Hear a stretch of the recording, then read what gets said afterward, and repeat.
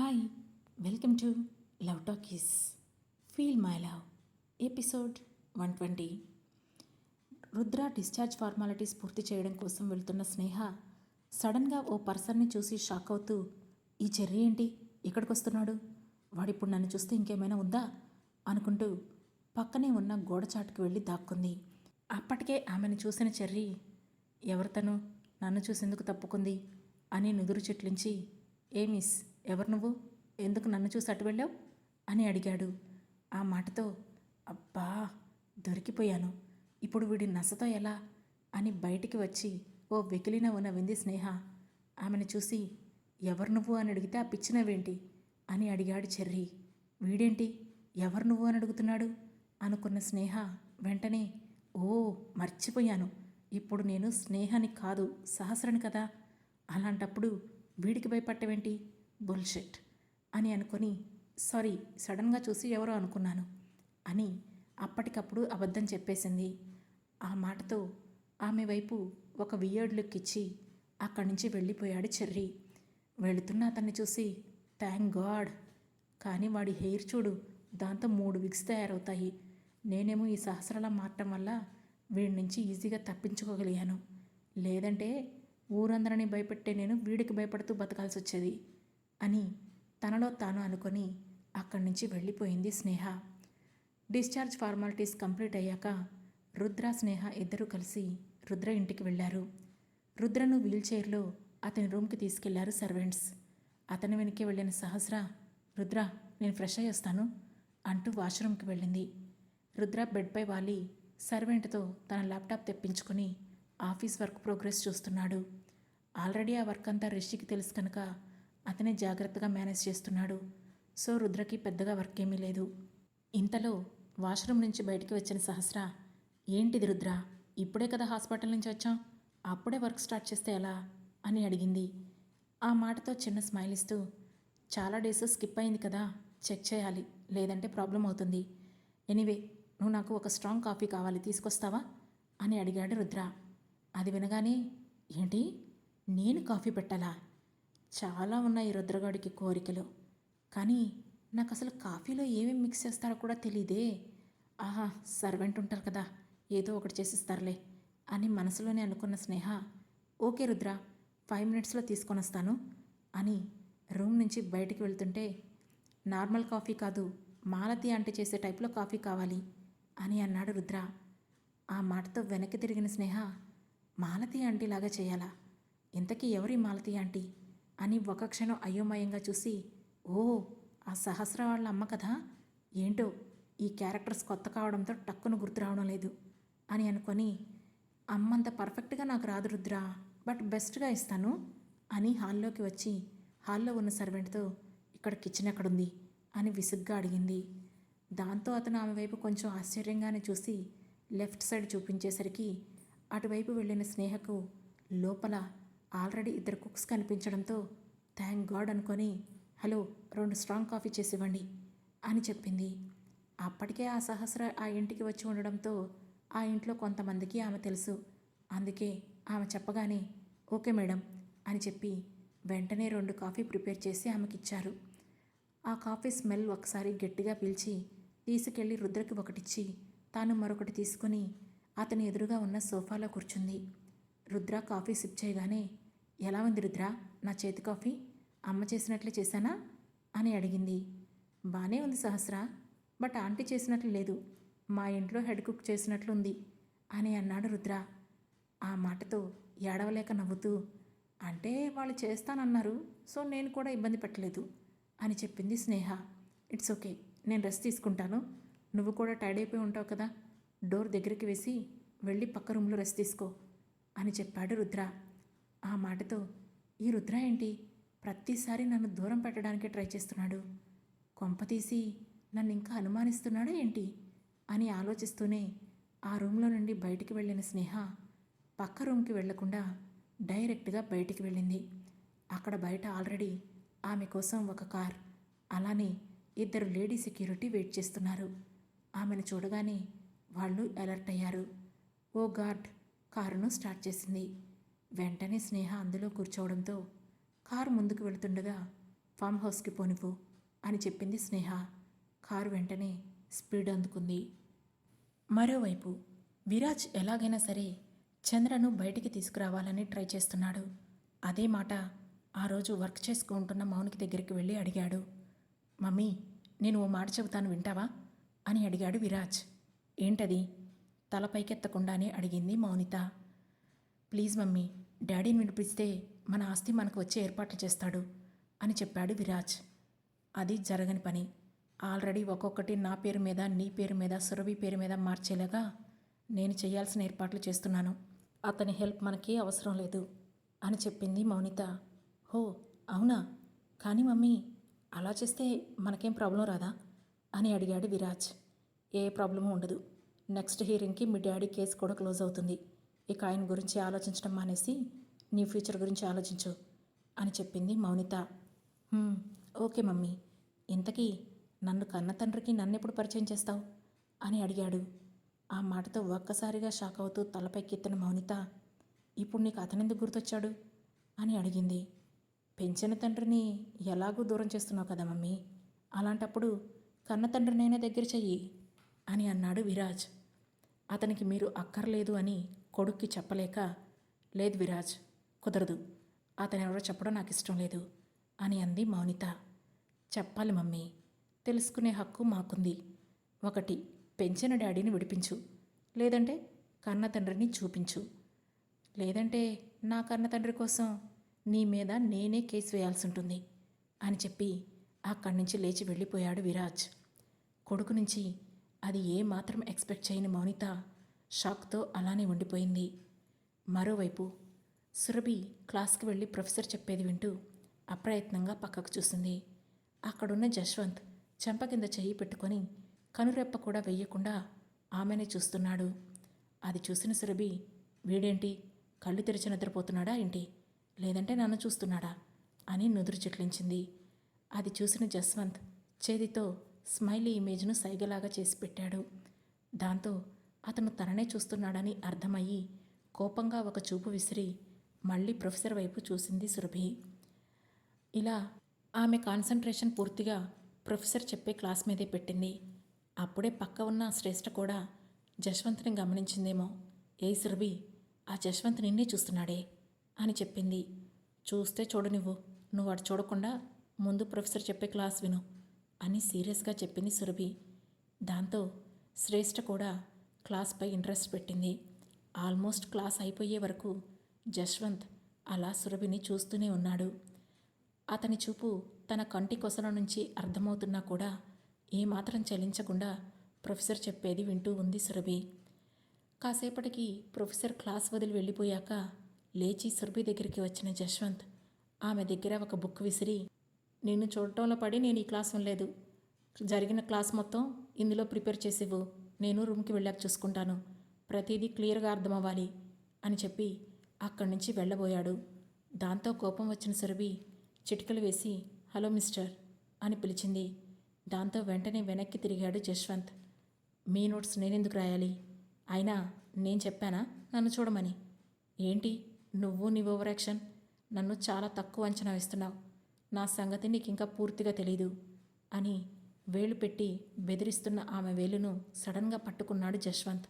దాంతో అతని చేతిలో నుంచి తన వేలును విసురుగా వెనక్కి తీసుకుంది సురభి.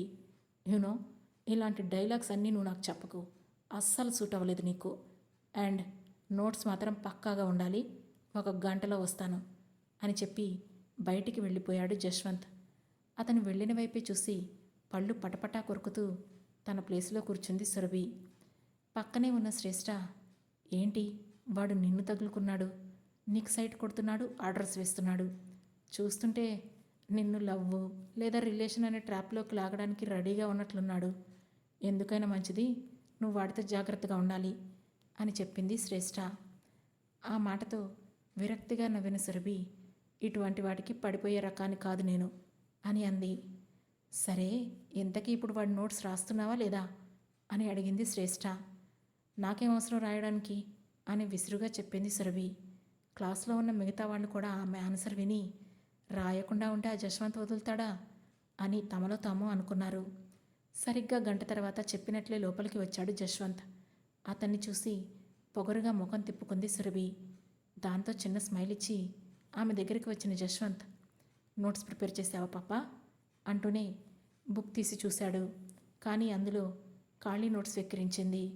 దాంతో నడుంపై చేయి పెట్టుకొని అటు ఇటు చూస్తుండగా మరో అమ్మాయి వచ్చి, నేను రాసి ఉన్న జషు అని మెలికలు తిరుగుతూ అడిగింది. దాంతో ఆమెకు ఒక షార్ప్ లుక్ ఇచ్చాడు జశ్వంత్. సరే సరే నేను రాయనులే అంటూ వెళ్ళి తన ప్లేస్లో కూర్చుంది ఆ అమ్మాయి.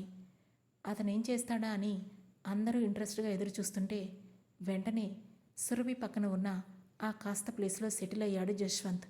దాంతో వెంటనే పైకి లేచి నుంచున్న సురభి, ఏయ్ ఏంటి ఇక్కడ కూర్చున్నావు అని అడిగింది.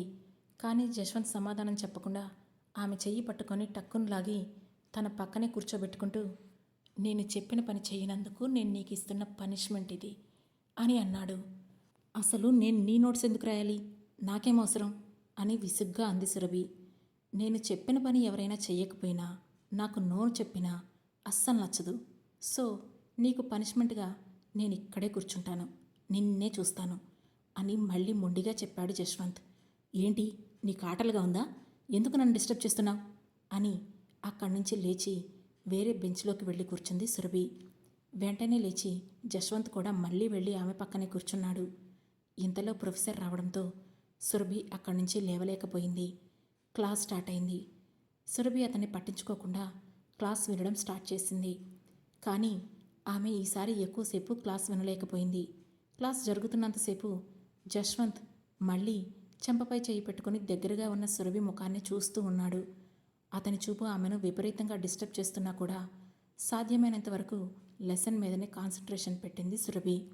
ఇక ఎంతకీ అతను చూపు మార్చకపోయేసరికి, సరే నేను రాసిస్తాను, ఫస్ట్ నువ్వు ఇక్కడి నుంచి లేచెళ్ళి నీ ప్లేస్లో కూర్చో, నన్ను చూడటం మానేసేయి అని చెప్పింది. యూనో నిన్ను చూసేది నేను కాదు, నా కళ్ళు, అవి నా మాట వినవు. నీ బాధ వాటికి చెప్పుకో, అర్థమైతే చూడకుండా ఉంటాయి. అండ్ ఈ క్లాస్ అయిపోయాక నా ప్లేస్లోకి నేను వెళ్తాలే అని తాపీగా చెప్పాడు జశ్వంత్. ప్లీజ్, నేను ఒక మంచి డాక్టర్ అవ్వడానికి ఇక్కడికి వచ్చాను, ఇలా డిస్టర్బ్ చేస్తే నీకేమొస్తుంది అని అడిగింది సురభి. సరే డిస్టర్బ్ చేయనులే, నేను కూడా క్లాస్ వింటాను, బట్ ఇందాకటి నోట్స్ మాత్రం రాసివ్వాల్సిందే అని అన్నాడు జశ్వంత్. నీకు దండం పెడతాను, ఖచ్చితంగా రాసిస్తాను, ప్లీజ్ క్లాస్ విను అంటూ మళ్ళీ తన కాన్సన్ట్రేషన్ను క్లాస్ మీద పెట్టింది సురభి. ఇక జశ్వంత్ కూడా ఆమెను డిస్టర్బ్ చేయకుండా క్లాస్ వినడం స్టార్ట్ చేశాడు. మరోవైపు స్నేహ ఉన్న కార్ ఒక ఫామ్ హౌస్ ముందు ఆగింది. వెంటనే ఒక గార్డ్ పరిగెత్తుకుంటూ వచ్చి డోర్ తీయడంతో స్టైల్గా కారులో నుంచి దిగిన స్నేహ తన ఒరిజినాలిటీలోకి వచ్చి నిటారుగా నడుస్తూ లోపలికి వెళ్ళింది. అప్పటికే లోపల 5 లేడీ సెక్యూరిటీ గార్డ్స్ ఉన్నారు. ఆమె హాల్లోకి వెళ్ళడంతోనే అదెక్కడుంది అని అడిగింది స్నేహ. ఆ రూమ్లో ఉంది మేడం అంటూ రూమ్ వైపు చూపించింది ఒక సెక్యూరిటీ గార్డ్. సీరియస్గా ఆ రూమ్ దగ్గరికి వెళ్ళిన స్నేహ కాలుతో ఆ రూమ్ డోర్ను గట్టిగా తన్నింది. వెంటనే అది బళ్ళున శబ్దం చేస్తూ ఓపెన్ అయ్యింది. లోపలికి వెళ్ళిన స్నేహ అక్కడ తాళ్లతో కట్టేసి ఉన్న సహస్రను చూసింది. అప్పటికే నీరసంతో సొమ్మసిల్లిపోయిన సహస్ర చైర్లో తల కిందకు వేలాడేసుకొని కూర్చొని కనిపించింది. అది చూసి, ఏంటి ఇది ఇంత ప్రశాంతంగా పడుకుంది, ముందు దాన్ని లేపండి అని ఆర్డర్ వేసింది స్నేహ. దాంతో ఒక గార్డు వచ్చి వాటర్ తీసుకొని సహస్ర ముఖంపై గట్టిగా కొట్టింది. ఒక్కసారిగా ఉలిక్కిపడి మెల్లగా కళ్ళు తెరవడానికి ట్రై చేస్తూ ఎదురుగా ఉన్న స్నేహను చూసి షాక్ అయింది సహస్ర. ఆమె ఫేస్లో ఆ షాకింగ్ ఎక్స్ప్రెషన్ చూసిన స్నేహ గట్టిగా నవ్వుతూ, ఏంటి షాక్ అయ్యావా, ఎలా ఉంది షాక్ అని స్టైల్గా అడిగింది. ఎవరు నువ్వు, ఎందుకు నన్ను కిడ్నాప్ చేశావు అని అయోమయంగా అడిగింది సహస్ర. ఆ మాటతో వంకరగా నవ్విన స్నేహ, రొటీన్ క్వశ్చన్, పరమ బోరింగ్ యార్, బట్ నేనెవరో నీకు ఇప్పుడే తెలియాల్సిన అవసరం లేదు అని అంది. అసలు నన్ను కిడ్నాప్ చేయాల్సిన అవసరం ఏంటి, మీకేం కావాలి అని కళ్ళు మూస్తూ తెరుస్తూ నీరసంగా అడిగింది సహస్ర. అది చూసి, దానికి కాస్త జ్యూస్ పట్టించండి, లేదంటే ఇప్పుడే పోయేలా ఉంది అని నిర్లక్ష్యంగా చెప్పింది స్నేహ. దాంతో హడావుడిగా ఓ గార్డు వెళ్ళి జ్యూస్ తీసుకొచ్చి సహస్రకు తాగించింది. తన బిడ్డని, తల్లిని, తానిష్టపడుతున్న రుద్రను కలవడం కోసమైనా సరే తనకు ఓపిక కావాలి. కనుక సహస్ర ఆమె తాగించిన జ్యూస్ని మారు మాట్లాడకుండా తాగేసింది. అది చూసిన స్నేహ నవ్వుతూ, పర్వాలేదే, ఏమాత్రం మొండికేయకుండా జ్యూస్ భలే తాగేశావే. అసలు మీ ఇద్దరూ ఇంత స్టేబుల్గా ఎలా ఉంటారు? ఆ రుద్ర కూడా అంతే. అసలు ఏం జరిగిందా అని కొంచెం కూడా ఆలోచించకుండా హ్యాపీగా నిద్రపోతున్నాడు అని అంది స్నేహ. రుద్ర పేరు విలగానే ఉలిక్కి పడ్డ సహస్ర, రుద్ర గురించి మాట్లాడుతున్నావేంటి? అతను నీకెలా తెలుసు? ఎవరు నువ్వు? అసలు మా లైఫ్లోకి ఎందుకు వచ్చావు అని వరుసగా ప్రశ్నలు అడిగింది. ఆ విషయాలు తెలుసుకునే అర్హత నీకు లేదులే, కానీ ప్రజెంట్ నేను ఎలా ఉన్నాను అని తనను తాను చూపించుకుంటూ అడిగింది స్నేహ.